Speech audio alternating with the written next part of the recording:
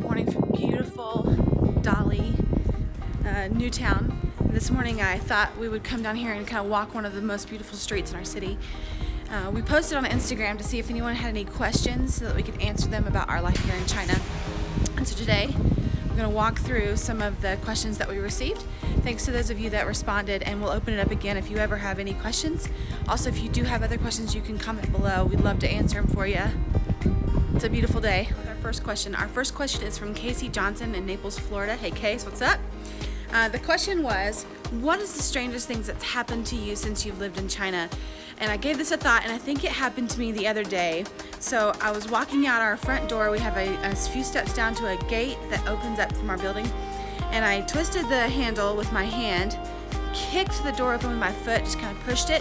And as I walked out, an older lady was standing right in front of the door, and all she saw was the door swing open and me not using any hands. She looked at me and she said, "How did you open the door?" And I said, and I kind of was stumbling over my words because my Chinese is, when I'm caught, is not the best. And so I just said, I came out. And she said, "But you didn't use hands." And I, again, am not quite understanding it. And then she begins to say a bunch of things that I can't quite understand. And so in my fervor to keep the communication open with her and to treat her kindly, I'm smiling and nodding and trying to keep the conversation. And then all of a sudden she reaches her hand out to touch mine, and so I touch it back and we kind of shake hands for a second, and then she looks at me and a friend of hers walks up and she says something to her friend, and because I'm not understanding and I'm just afraid that I'm gonna make it weird, I start to walk away and smile and kind of, bow my way out. And then I hear her say to her friend, "She's magic. The door just opened and she floated out." And so I think that one of the ladies in our neighborhood thinks I'm magic now because the door opened with my foot, and I didn't know how to explain it and didn't quite understand it at the time. So that might be one of the things. I really think there's a lady in my neighborhood that thinks I'm magic. This next question is from Kelvin from Kansas City area. Kelvin, we love you and miss you and hope you're doing well. And you ask, what does our family do for fun? What a sweet question. We go for walks. We like to watch. Sometimes we go to movies around. Often we will see what's coming out in America in the theaters, and then we will actually get those here.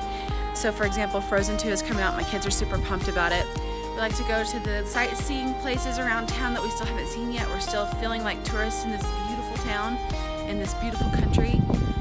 And this is one of our favorite streets, and you don't get to see much of it here because of I wish we could just widen the angle and let you guys be on the street with us. It's beautiful, it's old, it's the old town meets new town, and these people in this village still live a village life, and then 100 yards away is this bustling city with trains coming and going and taxis coming and going. It's just beautiful and wonderful, and we feel so honored to live here. Our next question comes from Kristin in Shanghai. Kristin, we miss you and love you. And you asked, what is your favorite part about life in China? And that was part of your question, so I'm going to tell you my favorite part is just experiencing a different culture, learning how different people around the world do life, and I think it makes us better people. I think we get to see wonderful traditions, and the question is always, why do people do things differently? And it helps us understand where they come from and a different way of life. The second part to your question, Kristin, is how does having children affect your life in China? And I think we're aware of creating our own traditions, marrying both Chinese traditions and American traditions since we live in China and are experiencing Chinese life and culture. So we get the chance to marry both traditions and create our own, and it makes such a beautiful picture of our family around the world. And I think that as our children grow, they'll be better off for having tried new cultures and new people and new things. And our children have walked the Great Wall, and we've been pushed also to do things like that, to experience these with our children. So excellent question. Thanks, Kristin, for asking us.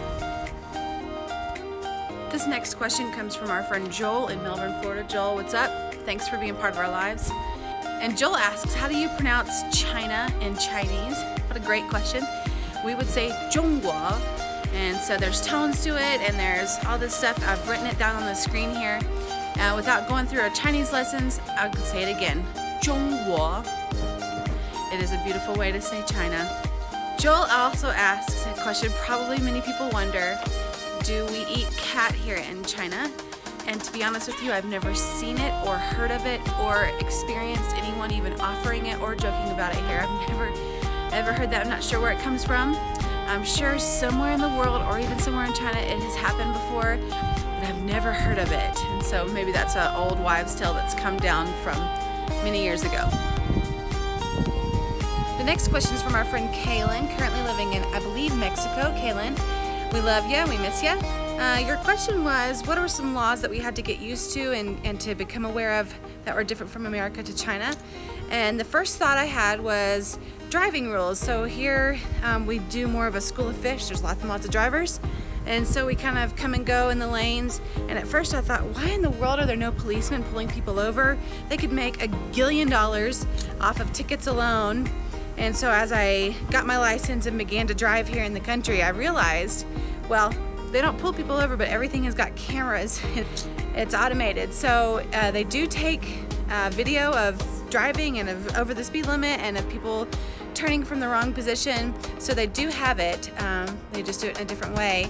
And so this is something we've had to get used to. This next question comes from Sweet Sarah in Gardner, Kansas. And Sarah, we love you and miss your family. Okay, so your question was, what do we miss most about the U.S.? And this one, to think through quite a bit, it took me a while. First, I would say I speak for both Chris and I believe, when I say our family. Our family is the hardest thing to leave. So it's hard to be away from family, especially during holiday seasons. So that is the first one. I would also say Mexican food. Mexican food for days. We miss Mexican food. It's hard to find it here. It's very, very expensive if you do. Cheese is expensive here. So I would say good Mexican food, bottomless chips, big old drinks. We miss all that. Target. We miss Target. I miss clearance aisles. Clearance aisles. Yeah, that's it. Oh, and driving. I miss driving on U.S. roads. Yeah. Mexican food. Yes. But there are some very awesome things about living here that make our life a sweet place. And what surprised us most about living in China? I think it surprises me how much this feels like a new home to me. We've been able to make our house our home, and we've been able to make new friends, and we've found our restaurants we love, and we are really thankful that this place is feeling like home, and that the people here have been so welcoming and so loving to us, and that we feel very much like we are welcome here. So thank you to the people of China for having us in your home. And this final question comes from our friend Jin in Port Orange, Florida. Jin, thank you for being a part of our lives and for loving us and for making us laugh. You asked, what are the similarities? What's the similar thing between Chinese people and American people? And as I thought of this, I overwhelmingly came to the idea that everybody wants to be loved. Everybody wants to be accepted and loved, and so when we openly accept, they openly accept, and when we openly love, they openly love. And it has just shown me that around the world, that love will get you a long way, friendship will get you a long way, a smile will get you a long way, being kind will get you a long way, and people at the heart of their being just want to be loved and accepted. And I think that goes for anywhere in the world. People just want to know that you care for them and that you love them, and then the friendships will begin, and then you can make it your home.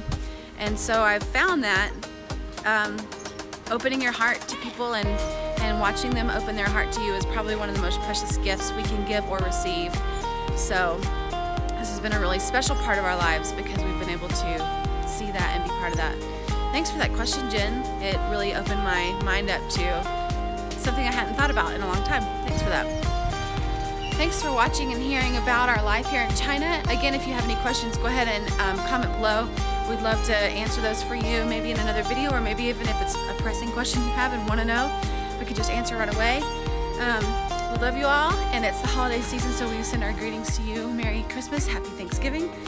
And as always, if you're interested in following what our family does or being part of our story here, if you'll subscribe and like, we'll keep videos coming. And we'd love to show you more about our life here in China.